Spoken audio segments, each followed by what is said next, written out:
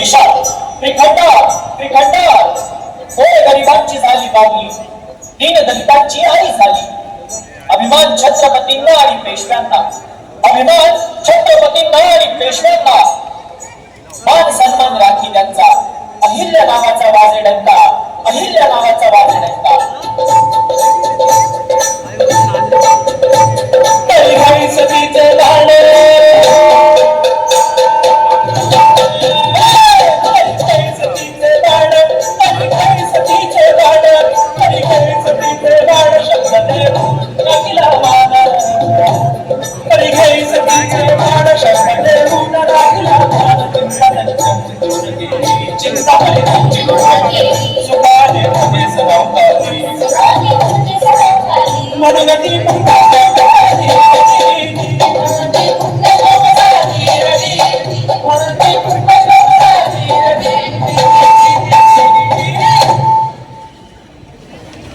शायर जी, क्या बढ़िया पोवाड़ा गाया है आपने। भाई वाह, अति सुंदर।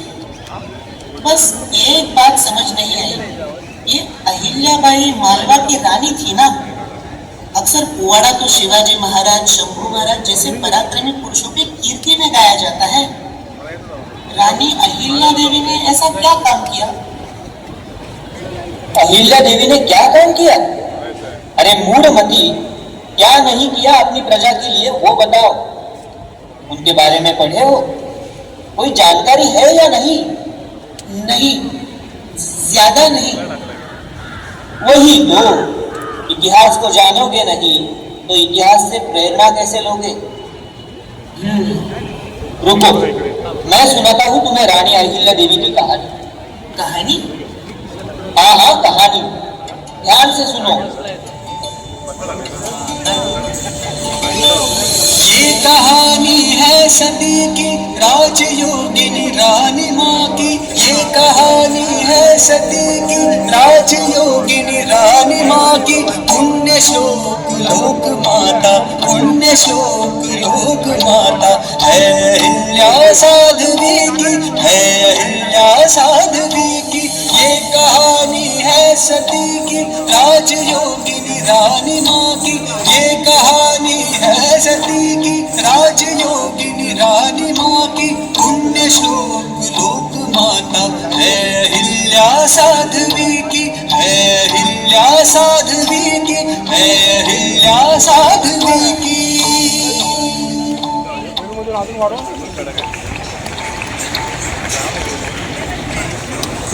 ये है साल 1725, मराठों का राज। पहले बाजीराव पेशवा, राणोजी शिंदे, मल्हारराव होळकर जैसे मराठा सरदारों की मदद से साम्राज्य बना रहे थे। तब की बात है ये। चोंडी गांव की ये छोटी सी अहिल्या अपने दोस्तों के साथ खेल रही थी।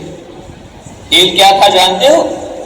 भगवान शिव जी की पिंडी बनाना और उनकी पूजा करना। घर के संस्कार ही कुछ ऐसे थे।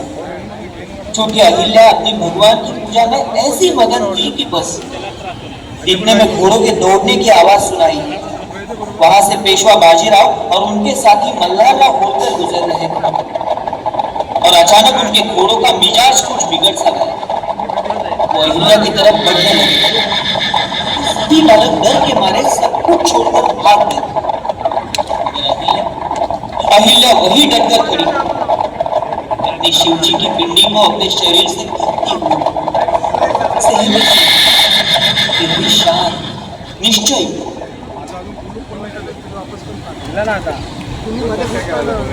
बेटा, घोड़ों को अपनी तरफ आते देख तुम्हें डर नहीं लगा?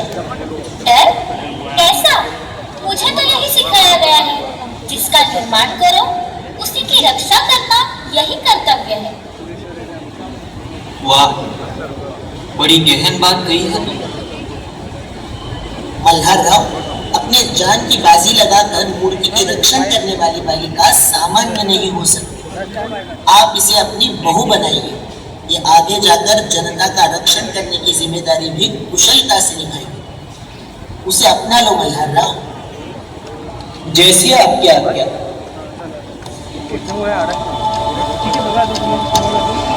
और अहिल्या देवी की शादी मल्हारराव के बेटे खंडेराव से।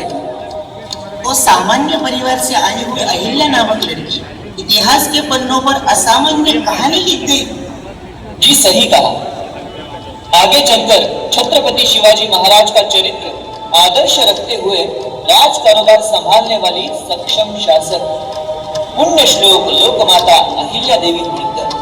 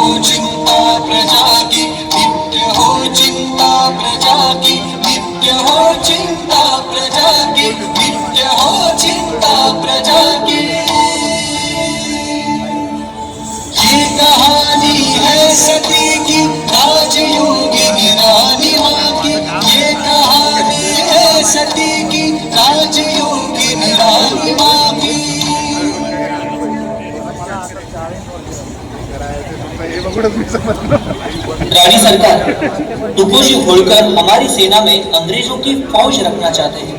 वे कहते हैं कि साक्षात पेशवा सरकार भी फिरंगियों की कवायती फौज रखने की सोच रखते हैं। अब हमें भी वक्त के साथ चलना चाहिए। वक्त के साथ नहीं, वक्त के आगे चलना चाहिए। कवायती फौजें रखना जरूरी हो गया है, लेकिन उनकी शर्तें ऐसी है, उससे लगता है कि उनका इरादा ठीक नहीं। जी रानी सरकार, वो तो इसके बदले खर्चे चलाने के लिए जागीर के तौर पर जमीन मांगते हैं और तो और अपने जाट भाइयों के विरुद्ध न लड़ने की शर्त भी रखते हैं। मतलब दोनों तरफ से फिरंगी हमसे लड़ेंगे, आपस में नहीं। इससे उनकी रणनीति और राजकीय दूरदृष्टि दिखाई देती है। वे किसी दूसरे के लिए आपस में लड़ना नहीं चाहते। धीरे धीरे जागीर के नाम पर पूरे देश में अपनी सत्ता बनाने चले हैं ये फिरंगी, और हम इन्हें आपस में लड़ने के लिए आमंत्रित कर रहे हैं। काश काश जो बात इन्हें समझ में आई वो हमें भी समझ आती। इतिहास बार बार हमें बताता है कि अगर बच जाएंगे तो कट ही जाएंगे, मगर हमारी समझ में ये बात नहीं आती। बार बार हम बाहरी शक्ति को आपस में लड़ने के लिए बुलाते हैं और फिर वही हम पर हुकूमत चलाने लगते हैं। काश हमें ये समझ आता। धर्म ग्रंथों को मनन कर राजपाट को जो सुकर कर, धर्म ग्रंथों को मनन कर राजपाट को जो सुकर कर, दूर देशी अहिल्या चाल समझे हर रिपु की, दूर देशी अहिल्या चाल समझे हर रिपु की, चाल समझे हर रिपु की, चाल समझे हर रिपु की, चाल समझे हर रिपु की, चाल समझे हर रिपु की। अहिल्या देवी ने पूरी राजनीति के पाठ तो रामायण महाभारत जैसे महान ग्रंथों से ही तो लिए। वो रोज सुबह इन धर्म ग्रंथों का पठन और मनन करते। अंबालास पुराणी उनको इन शास्त्रों का अर्थ बताते और रानी अहिल्या देवी उन शास्त्र वचनों को राज कारोबार में अमल करते।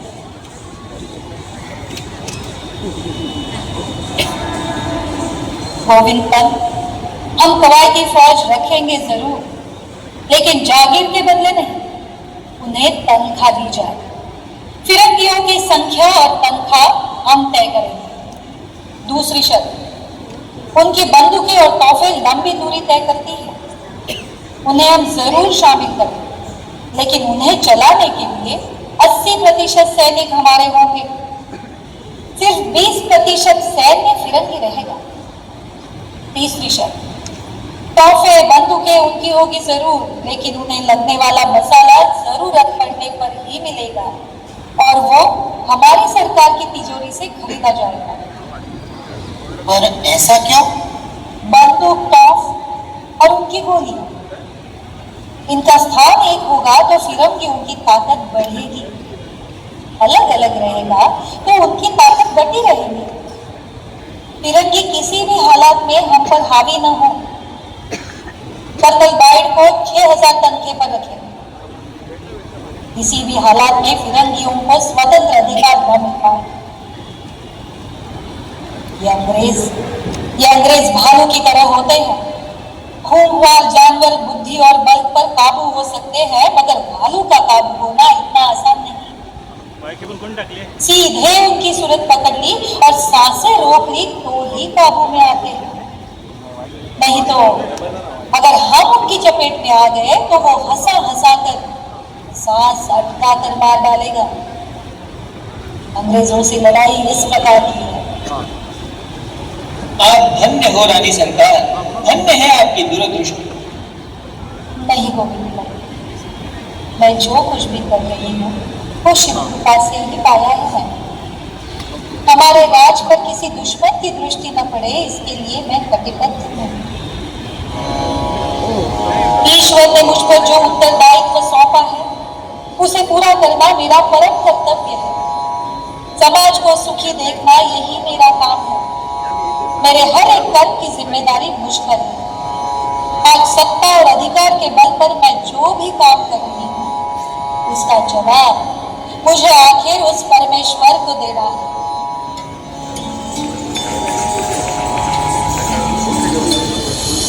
जीवनदायिनीक नदी सी, जीवनदायिनीक नदी सी, धर्म संस्कृति को बचाती, धर्म संस्कृति को बचाती, तृप्त करती हर दूषित को, हर दूषित को, हर दूषित को, तृप्त करती हर दूषित को, मन में समरसता बसाती, मन में समरसता बसाती, मन में समरसता बसाती।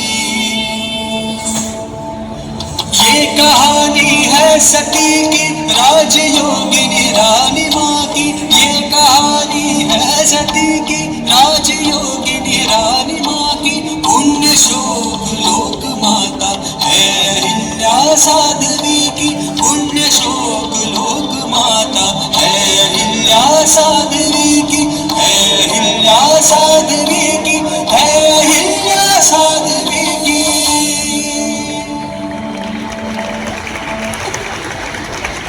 वाह शाहिर जी वाह, आपने तो कमाल कर दिया। इतनी सुंदरता से आपने रानी अहिल्या देवी की कहानी बताई। वाह। हाँ भाई, हाँ, पर ये कहानी सुनकर भुला देने वाली नहीं। हाँ हाँ समझ गया। ये जो उनके बनाए हुए मंदिर, घाट, धर्मशालाएं हैं, ये क्या हमें उनकी कहानी भूलने देंगे?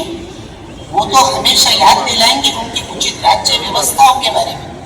हर गांव गांव में कुएं, तालाब निर्माण करके अपनी प्रजा की प्यास बुझाई है उन्होंने।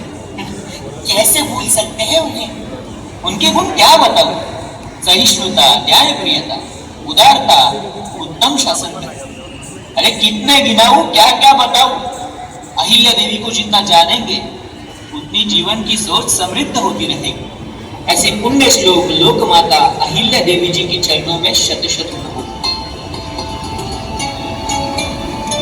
नमन आपको माँ अहिल्या, नमन आपको माँ अहिल्या, वंदन देवी अहिल्या, वंदन देवी अहिल्या। पुण्य श्लोक लोक माता, पुण्य श्लोक लोक माता, धन्य हो देवी अहिल्या, धन्य हो देवी अहिल्या। नमन आपको माँ अहिल्या, नमन आपको माँ अहिल्या। संस्कृति का हम आंचल थामे, करे गौरवान्वित भारत को। संस्कृति का हम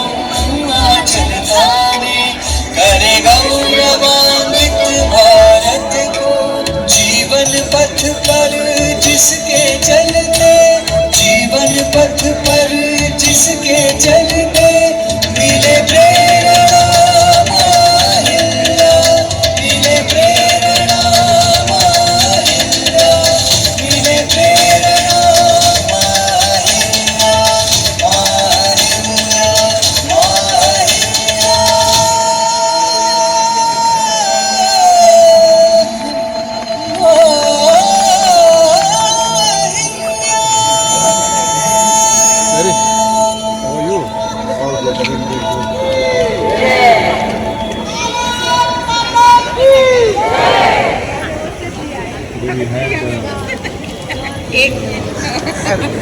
सभी को फिर से विनंती है, आप अपने अपने स्थान ग्रहण करें।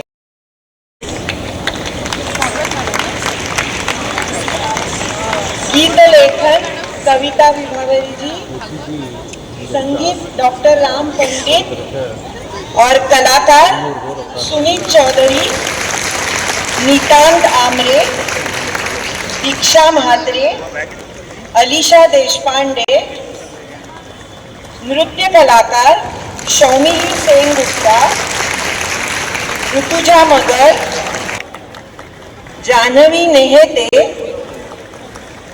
काव्या दवे। जैसे मैंने पहले भी कहा, इस नाटक की प्रस्तुति संस्कार भारती कोंकण प्रांत और काव्य शैली क्रिएशन ने की है। इस कार्यक्रम के लिए विशेष रूप से इसकी प्रस्तुति की गई है। इसके लिए मुझे लगता है आप सभी तालियों से इनका अभिनंदन करें।